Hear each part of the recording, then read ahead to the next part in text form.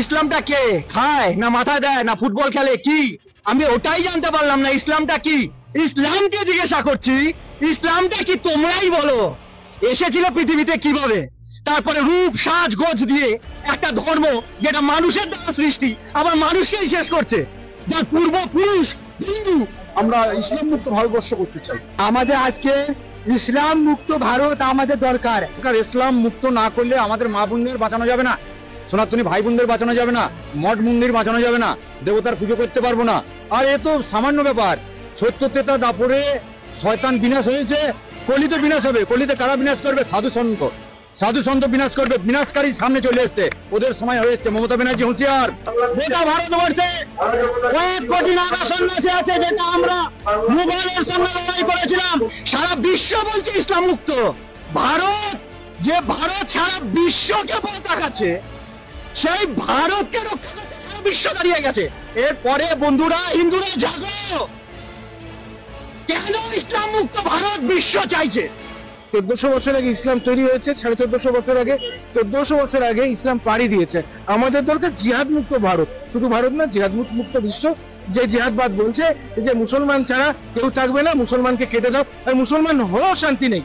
এই তুই শিয়া, তাহলে তোকে কাটবো। এই তুই সুন্নি, তাহলে তোকে কাটবো। তুই আহমদিয়া, তুই বারেলভি, তুই সালাফি, তুই ওয়াহাবি, তুই ইসমাইলি, কাটবো। এই চিন্তাটা মৃত্যু দরকার।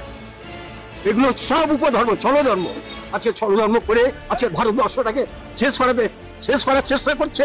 ইসলাম ধর্ম ত্যাগ করে মুক্ত করে আমাদের সনাতন ধর্মাবলম্বী হওয়া উচিত, যাতে এই হিন্দু জাতি বা সনাতন ধর্মের উপরে যাতে অত্যাচার অনাচার যাতে না হয় সেই প্রতিকার করা উচিত। একজন সাধু বলছিলেন ইসলাম মুক্ত হওয়া প্রয়োজন। ইসলাম মুক্ত কেন? ইসলাম হচ্ছে মানবিকতার শত্রু। টেররিজমটাকে বাঁচিয়ে রাখার ইকুয়াল টু করলে মনে হয় ইসলাম। মনে হয় কি এখন ছবি পরিষ্কার করে দিয়েছে ইসলামই, যে যেখানে টেররিজম, যেখানে মার্ডার, যেখানে যা কিছু XYZ সংবিধানের বিরুদ্ধে, সেটাই ইসলাম। ভারতবর্ষ কোনোদিন ইসলাম ছিল না, ইসলামের শাসনও ছিল না, কেউ ছিল না। কারণ আমরা যদি দেখি ভারতবর্ষের ইতিহাস, সেখানে ছিল শুধু সনাতন ধর্ম। হাসিনার ভাষায় আমি একজন সংখ্যালঘু, আমি তো ভাই মুসলমান না, আমি শুকরের মাংস খাই। আমরা যেভাবে স্বাধীনভাবে শুকরের মাংস খেতে পারি, তোমার ভারতীয় স্বাধীনভাবে আমার মুসলমান ভাইদেরকে গরুর মাংস খাওয়ার আইন তুমি করো, দেখি তোমার বুকের পাটা কত আছে। তুমি বলছো না অসাম্প্রদায়িক ভারত, আপনাদের পাটা সে প্রাণী ফ্যাসিস্ট হাসিনা নেই বলে আজকে আপনি বলছেন আমার বাংলাদেশে সাম্প্রদায়িক দাঙ্গা চলছে। ফ্যাসিস্ট হাসিনার ভাষায় যদি আমি একজন সংখ্যালঘু, আমি তো ভাই মুসলমান না, আমি শুকরের মাংস খাই। প্রকাশ্যে বলছি, সাংবাদিকদের সামনে আমি প্রকাশ্যে বলছি, আমি তো শুকরের মাংস খাই।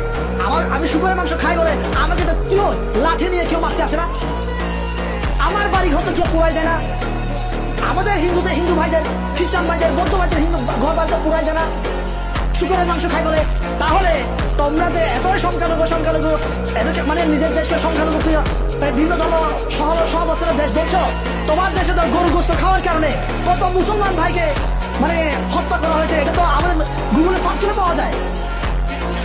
গরু গোস্ত খাওয়ার কারণে আপনি মুসলমান ভাইদের ঘর বাড়ি পুরাই দেন, রাস্তাঘাটে হেনস্থা করেন, এটা তো আমরা দেখছি প্রতিনিয়ত। আপনি বলবেন আমার বাংলাদেশে মানে সম্প্রতি দাঙ্গা চলছে, এই ধরনের ভুল বার্তা, ভুল মেসেজ আপনারা দিবেন, আমাদের নামে যেভাবে প্রপাগান্ডা ছড়াচ্ছে। আমি মনে করেছিলাম কি ভারত আসলে সোজা হয়ে যাবে, কিন্তু ভারত সোজা হচ্ছে না। তবে তো সোজা হবে তা আমার জানা নেই।